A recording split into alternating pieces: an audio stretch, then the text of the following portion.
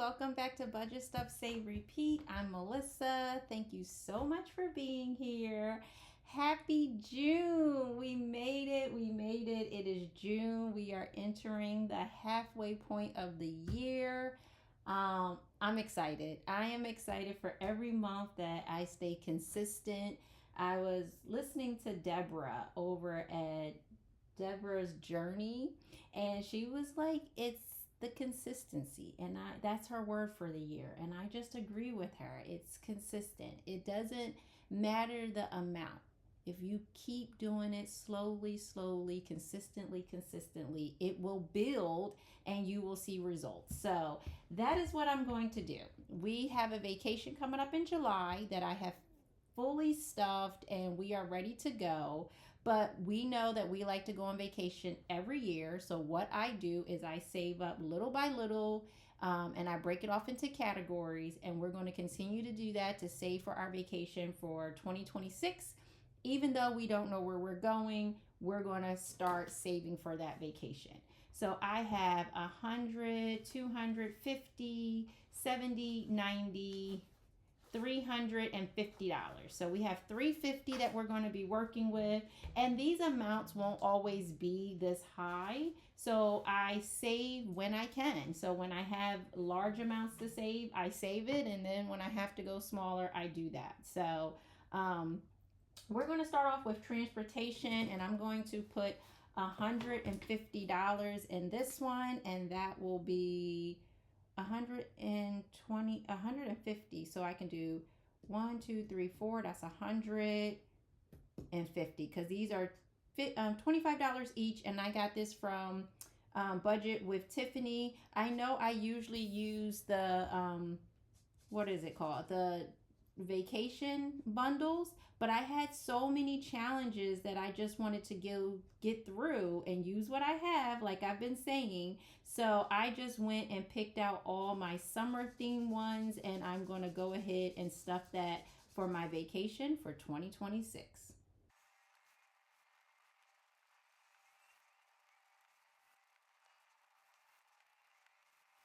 So do you have a trip plan for this year, or are you saving up for a trip for next year? I would love to hear about it. It might give us some ideas of where we might be able to travel for next year. So we have $200 saved for transportation, and our goal here is $600. So let's move on to our next category, which is souvenirs. For souvenirs, I am using a tracker from the Humble Budgeter, and it's these Nothing is Impossible but Popsicle. And I am just going to save $50 here today, and each one is $25. So I found these little sun stickers. I don't usually mark my planner with the weather, so definitely will just reuse these or repurpose them to be for a savings challenge. So we have $100 now for souvenirs, and our goal here is $500. So little by little, this is the name of the game for me. This has been working very well for us for the last 2 to 3 years. I think I've been doing it this way, and it works. So I'm not going to deviate. We're going to save $50 in shopping, and each of these circles or each of these icons is $25 each, and I got this challenge from Saving with Tracy. So there are a lot of generous channels and creators out there that share their savings challenges for free. Definitely take advantage while they're still out there. So we have $100 for shopping. And our goal here, I believe, is also $500. Yep, $500, because I usually combine shopping and souvenirs together and get a total of $1,000 that we take. So moving on to tips, we definitely tip when we go out, and today I'm going to put $30 in here.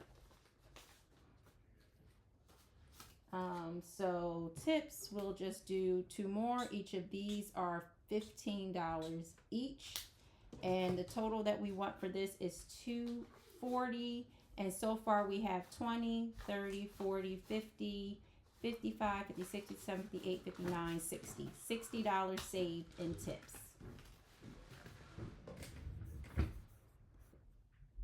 So one of the things that I had mentioned in a previous video is that I probably should save for spring break.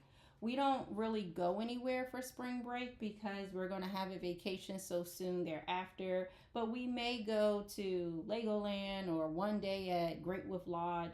And those things do tend to run us a couple $100s. So my entertainment envelope, I'm just going to relabeled that as spring break, and we're going to make each one of these flowers $20, and we're going to save $40 today. And I got this challenge from Chatty KathyBudgets. So we're just going to go ahead and color in 2 of these, and we know at the end that this will probably be spent on spring break. But even if it doesn't cover everything, it at least give us a dent in whatever we decide to do, because it just seems to be last minute, because my husband and I both work and our children go to before and after care. So that week that spring break happens, we have the option to send them to like day camp at the before and after care center. So we it's not like we have to do something because they're off, we have to be off. So we're going to start that off with $40, and we'll have $40 going towards spring break for 2026. And the last one I'll stuff today is unexpected. And this has really been the beauty of stuffing this way. I'm putting $30 in here, is that unexpected, because we're planning so far ahead, we actually can bring money home. And that is something that we did not do before we saved like this. So it's just nice to set money aside in case something happens. You know, life happens, it's fine, we plan for it. But if it doesn't, you get to bring money home. So I got this challenge from Lisa Grateful Me. I believe it's the mailbox code. And so that's 20, 30, 40, 50, $60 is now in unexpected. So this is just my way to make sure that me and my family go on vacation every year. It's just to save little bit by little bit. So no matter what's going on in the world, we still just want to disconnect and have a vacation. So if the prices in the grocery store go skyrocket, we know we have our vacation money set aside. And if it becomes where we can't do it and we need this for grocery money, well, then thank the Lord we have extra money set aside for groceries. So I don't see any harm in just planning for the life that you want to have. And if you have to deviate, you deviate, but at least you're setting yourself up for some of those things that you really want. I definitely appreciate you all being here. Happy June again. Relook at your goals, reset, keep going. We're at the halfway mark, and I will talk to you all soon. Bye.